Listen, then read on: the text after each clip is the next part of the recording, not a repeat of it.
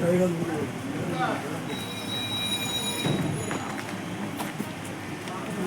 চলো।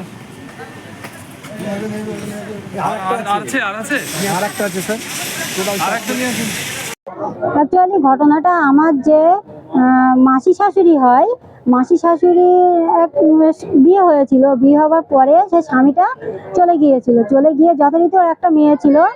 মেয়ে থাকার পরে মেয়েটার যখন 12 বছর বয়স, তখন আর কি আমার ওই মাসি শাশুড়ি বিয়ে করে, অন্য জায়গায় বিয়ে করে। বিয়ে করার পরে ওই যে যাকে বিয়ে করে সেই মেসোটা আর কি ওর মেয়েটাকে দিনের পর দিন ধর্ষণ করে যায়। মেয়েটা যখন 13 বছর বয়স, তখন আর কি আজ থেকে 3 থেকে 4 মাস আগে থেকে এরকম ধর্ষণ করে যাচ্ছে, নিয়ত ধর্ষণ করেই যাচ্ছে। হ্যাঁ, লাগাতার ধর্ষণ করেই যাচ্ছে। যাবার পরে মেয়েটা ভয়তে কারোর সঙ্গে কিছু বলতে পারছে না। হ্যাঁ, ভিডিও দেখিয়ে নানা রকম ভয় টয় দেখিয়ে ধর্ষণ করছে।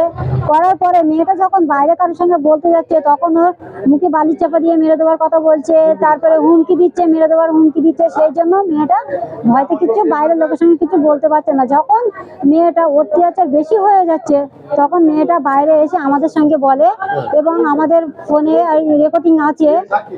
যথারীতি ওটা জানার পরে আমরা আমাদের হারোয়া থানাতে গিয়ে আমরা কেস করলাম, অভিযোগ করলাম।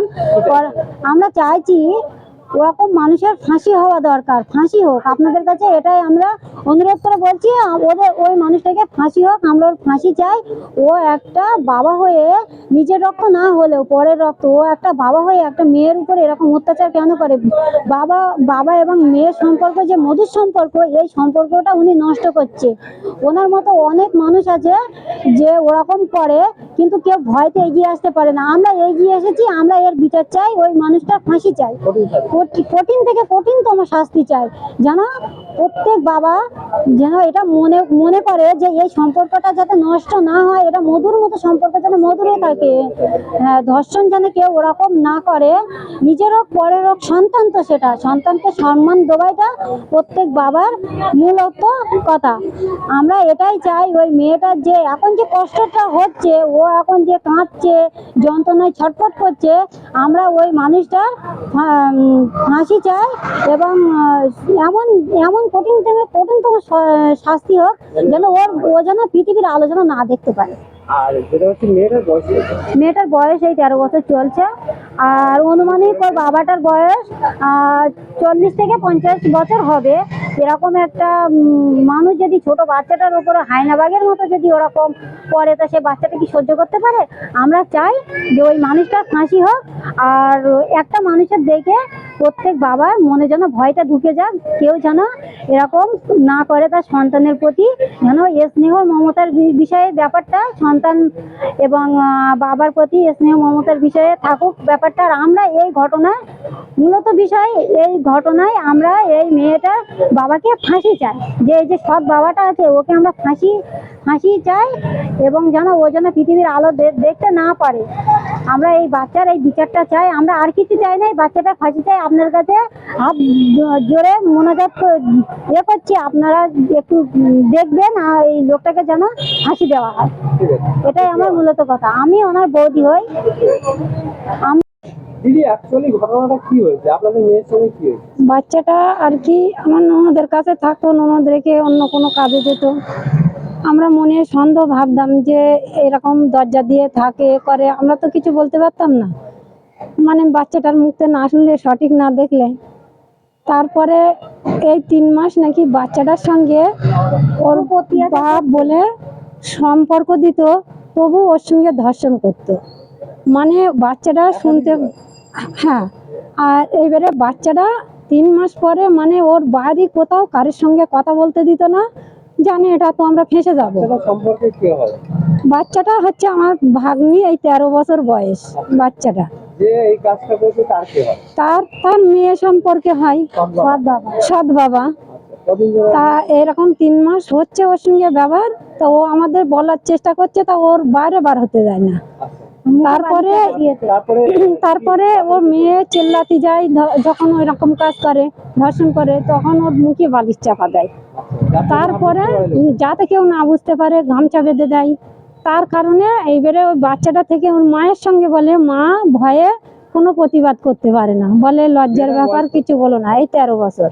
আচ্ছা, আর হচ্ছে তারপরে আপনারা কি করেন? তারপরে আমাদের কাছে একদিনই ছুটিয়ে আসে যে মামি আমাদের জানটা বাঁচাও, আমার মা তো কিছু হেল্প করছে না, আপনারা একটু আমার হেল্প করেন, আমি একটু আমার এরকম করছে, দর্শন করছে রাতে ভিতে, আমরা বিশ্বাস করছি না, না এইটুকু বাচ্চা আর অতটা বয়স এটা করতে পারে।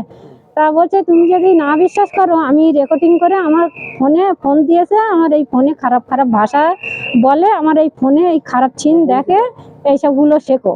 আচ্ছা, তা আমি সে শিখছি না, এই রেকর্ডিং করছে, এইগুলো তোমরা শুনে আমার মানে ভিডিও দেখিয়ে দর্শন? হ্যাঁ হ্যাঁ ভিডিও দেখে রেকর্ডিংটা করেছে, মানে ভিডিও খারাপ যে সবগুলো খারাপগুলো দেখায় বাচ্চা মানুষ, ও বলছে তোমায় এইগুলোই শেখো।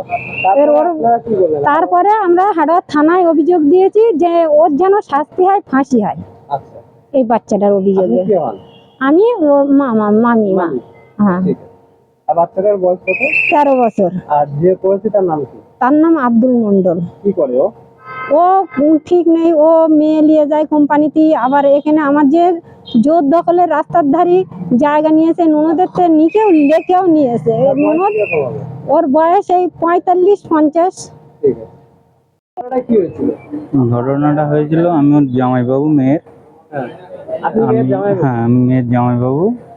তা মানে সৎ বাবা মানে যে আপনার ছিল, শ্বশুর? শ্বশুর, মেয়েটার সাথে অত্যাচার করতো অনেক দিন থেকে। তা মেয়েটা জানিয়েছিল ওর মাকে, ওর মা লজ্জায় কিছু বলেনি, চুপ করতে বলেছিল।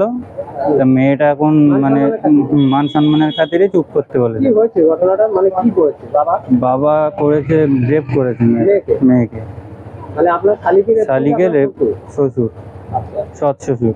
আচ্ছা। তা মেয়েটা মানে এখন আর মানে পাচ্ছে না। ও এখন আপনি করছেন? হ্যাঁ, এখন মানে গ্রামের লোকে জানিয়েছে, আমার মানে শাশুড়িকেও জানিয়েছে। জানানোর পরে থানায় নিয়ে আসা হয়েছে, হাড়োয়া থানায় অভিযোগ করা হয়েছে। কি চাইছেন? আমরা চাচ্ছি যে কঠিন শাস্তি হোক, যেন ভালো সাজা পায়। আপনার শালির বয়স কত? এই 13 বছর।